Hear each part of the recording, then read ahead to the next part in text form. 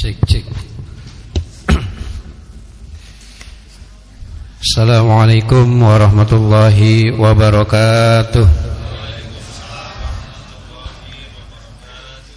Alhamdulillahilladzi ja'ala Ramadan syahrus siyam, alladzi ja'ala Ramadan syahrud du'a. Wassalatu wassalamu ala sayyidina Muhammadin wa ala alihi wa sahbihi ajma'in.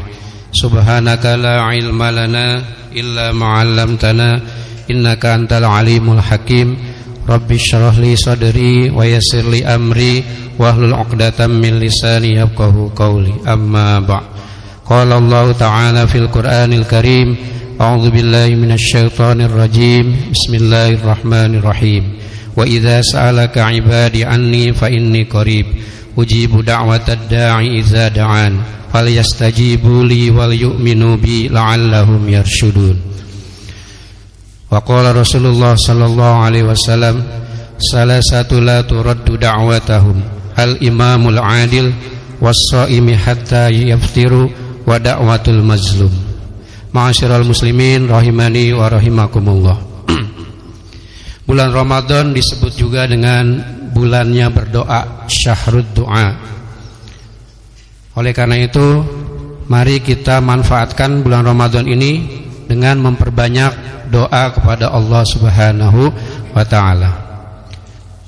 Bulan Ramadan bukan waktu-waktunya saja yang istimewa, tapi bulannya istimewa.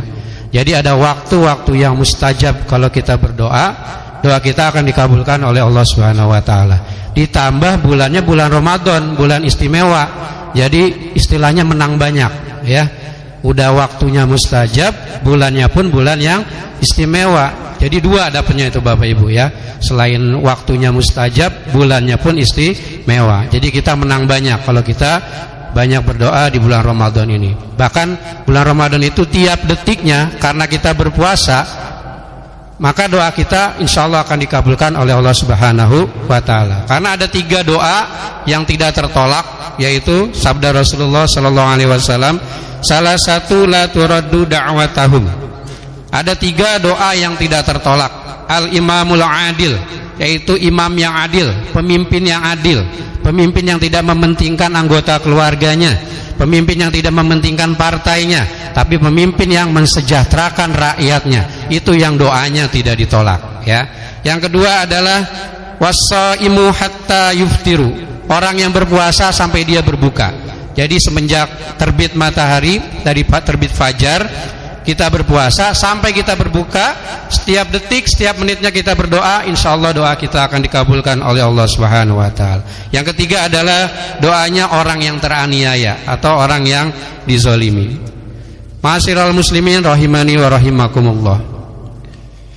Doa ini Allah sendiri yang tegaskan dalam surat Al-Baqarah ayat 186, bahwasanya jika kita meminta maka Allah akan mengabulkan doa kita. Wa idza sa'alaka 'ibadi anni fa inni qarib ujibud da'watad da'i idza da'an falyastajibu li wal yu'minu bi la'allahum yarshudun. Yang artinya, apabila hamba-hambaku bertanya kepada Muhammad tentang aku, katakanlah aku itu sungguhnya dekat. Aku mengabulkan permohonan orang yang berdoa apabila dia berdoa kepadaku. Maka hendaklah mereka memenuhi perintahku dan beriman kepadaku, agar mereka selalu berada dalam kebenaran. Surat Al-Baqarah ayat 186. Jadi sudah jelas dalam ayat ini kita diperintahkan untuk senantiasa berdoa. Apapun pinta kita kepada Allah, apapun hajat kita kepada Allah, curahkan semua, curhat hanya kepada Allah Subhanahu wa ta'ala. Dalam ayat lain disebutkan ud'uni yastajib lakum, berdoalah kepadaku maka sungguhnya aku akan mengabulkan doamu.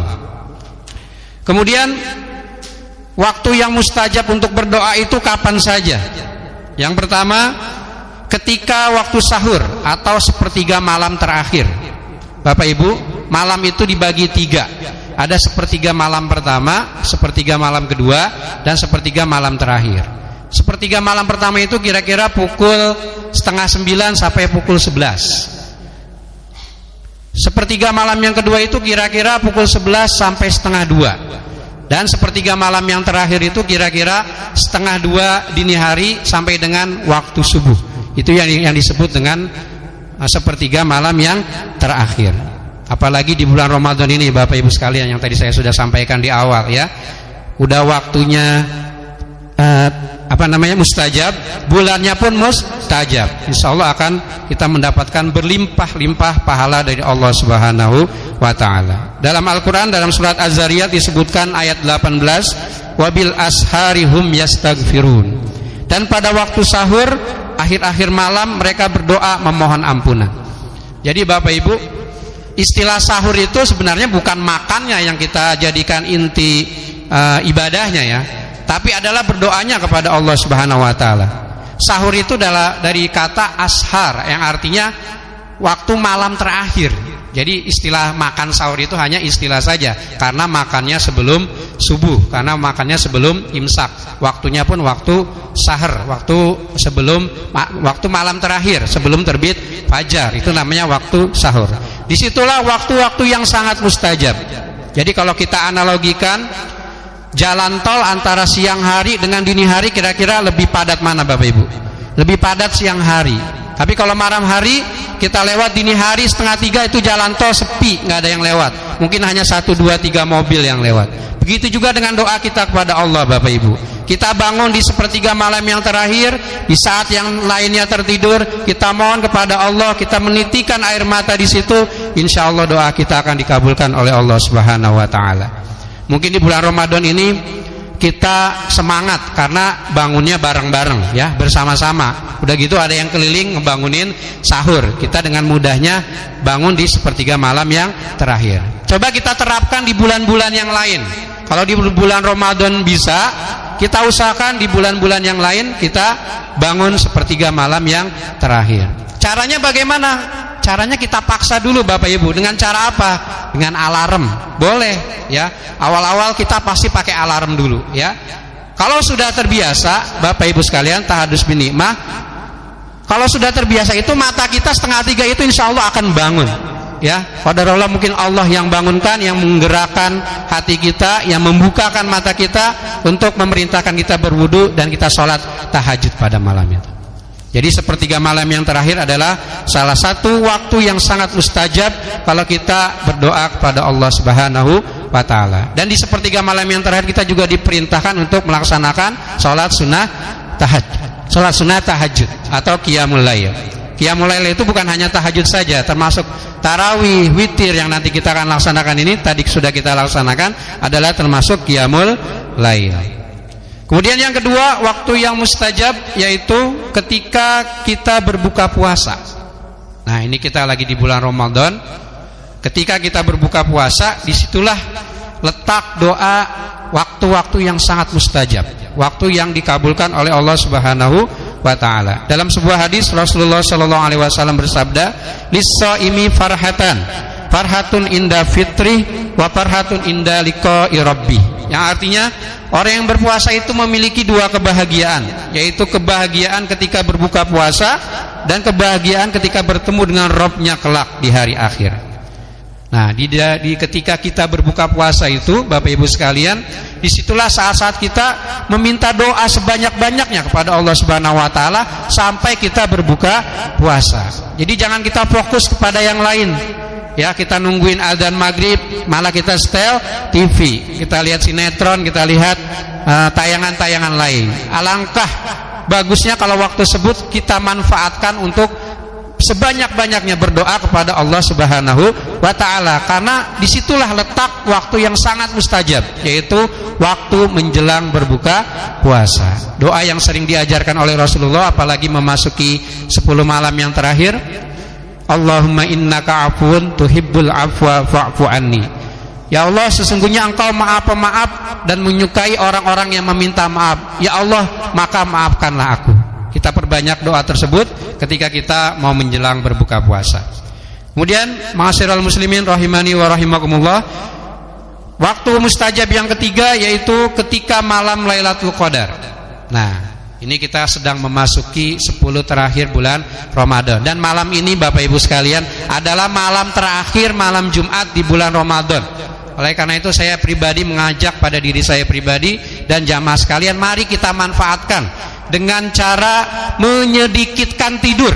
Kita bangunkan anggota keluarga kita semuanya untuk senantiasa berzikir, bertadarus, memohon kepada Allah, memuji Allah, mengakui dosa dan kesalahan kita. Karena ini adalah malam Jumat, malam yang terakhir. Kita tidak tahu kapan Lailatul Qadar itu akan datang, tapi mari kita siap-siap. Setiap malamnya kita hidupkan, kita hiasi malam bulan Ramadan ini dengan senantiasa beribadah kepada Allah Subhanahu wa taala. Dan Masjid Al-Mujahidin ini tiap malam memfasilitasi mulai dari malam 21 iktikaf di masjid ini. Insyaallah nanti kita juga ada iktikaf.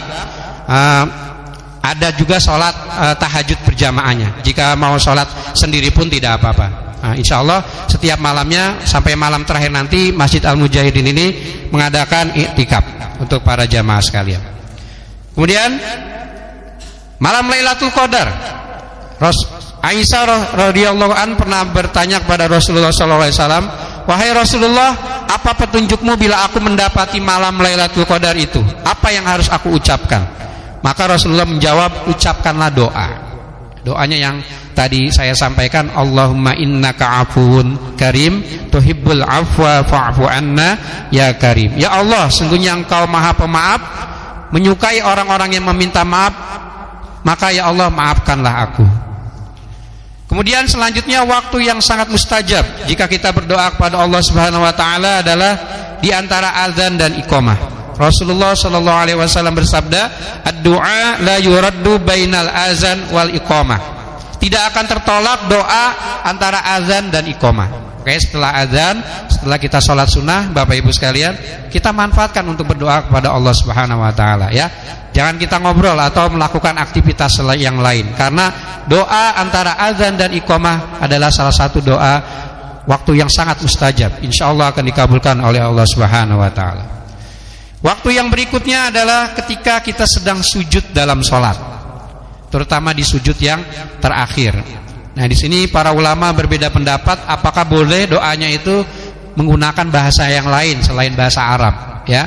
Karena pendapat yang masyhur jumhur ulama, Imam Syafi'i, Imam Maliki, Imam Hambali itu sepakat doanya harus yang termaksur dalam Al-Quran, yang terdapat dalam Al-Quran. Jadi di sujud yang terakhir, di rakaat yang terakhir, setelah kita baca doa sujudnya, kita tambah doanya.